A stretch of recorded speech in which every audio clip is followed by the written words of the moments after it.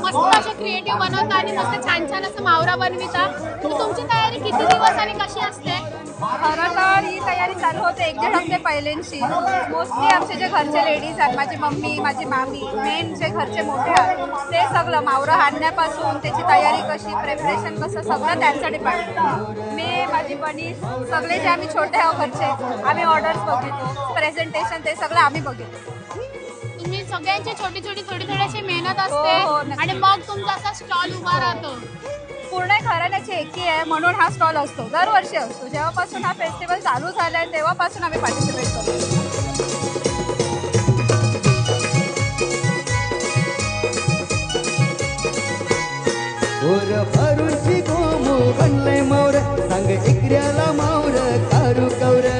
लोकांना कोळी लोकांचे फक्त दागिने दिसतात, घरं दिसतात, पैसा दिसते, पण लोकांना कोळी लोकांची असलेली मेहनत ती दिसायला नाही.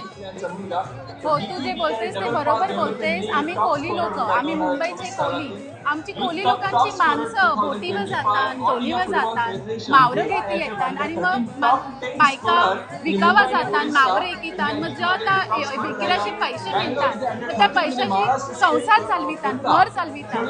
ही पण एक मेहनतच आहे.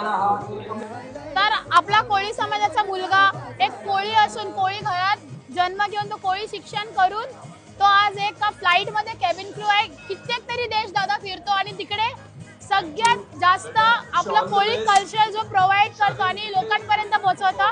तर त्या दादांना मी विचारेन की दादा आपल्या कोळी समाजाबद्दल तू काय सांगणार? सगळ्यात पहिलं आम्ही प्रत्येक व्हिडिओमध्ये बोलतो तेच बोलू, जय एकविरा, जय हिंगला देवी. मी कोळी समाजांशी आहो, केबिन क्रू आहो, जय पण जातो, आपलं जेवण घेती जातो आणि लोक माझे व्हिडिओला लाईक करतात, पण सरळ क्रेडिट जाते हर्षूला.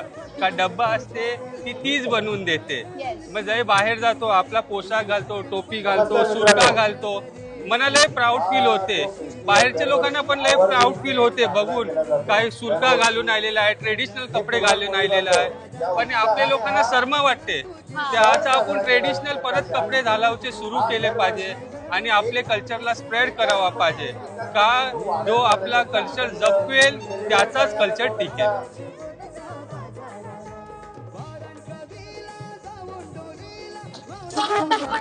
सेलिब्रिटी स्टॉलवर काय काय अवेलेबल आहे?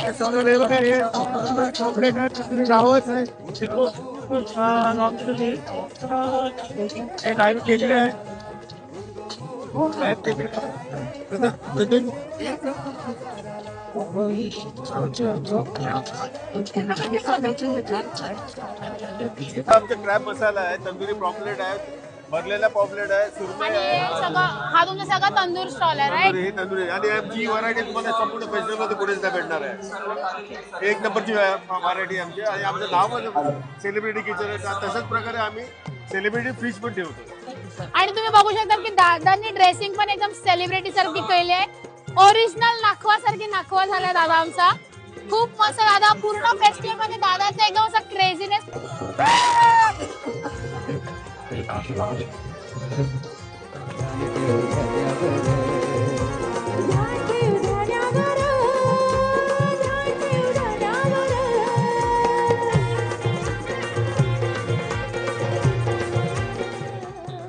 यावर्षी पहिल्यांदाच माझी मैत्रीण अक्षरशः डोंबिवलीवरून ती खास फूड फेस्टिवलचा आस्वाद घ्यायला इथपर्यंत आलेली आणि तिला जे जे खायचं होतं तशा स्टॉलवर तर मी फिरवलं.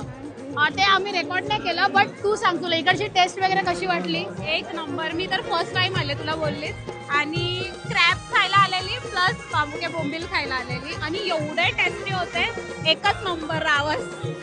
सगळ्यात जास्त तुला काय आवडलं? मेन खानाच बाबा, दुसरा काय बघणार. आणि मेन मला आपलं कोली लोकांचं एक कल्चर बघायचं होतं का काय करतात आणि आग्र्यामध्ये कोलनमध्ये आवरा पण फरक नाही, पण हाय थोडाफार जो मला बघायचा होता आणि तो एकच नंबर वाटला. सगळे एकदम भारी दिसतात, मस्त एकच नंबर. तिला ना दगरा फेकून मार, गप्पच नाही होय.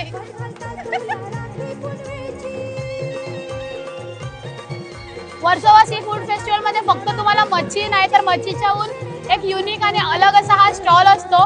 ज्याचं आहे निहित क्रिएशन असं एक नाव आहे आणि तुम्ही बघू शकता की ब्युटिफुल आणि सुंदर असे त्यांचे आर्टवर्क आहे. ते दादांचा दरवर्षी स्टॉल असतो.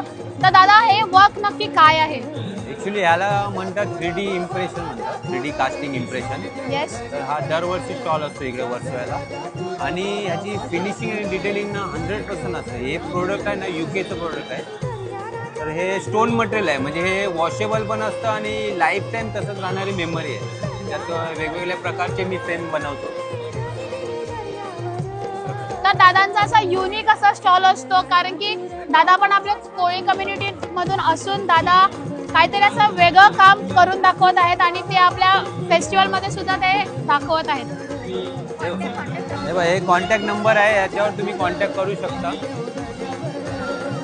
आणि हे बघा, हे लहान पोरांचं जे बनवलेलं आहे त्यांचे डिटेलिंग आणि फिनिशिंग बघा 100% भेटणार. बेबीचे डिक्टो पाय आणि हात आहे.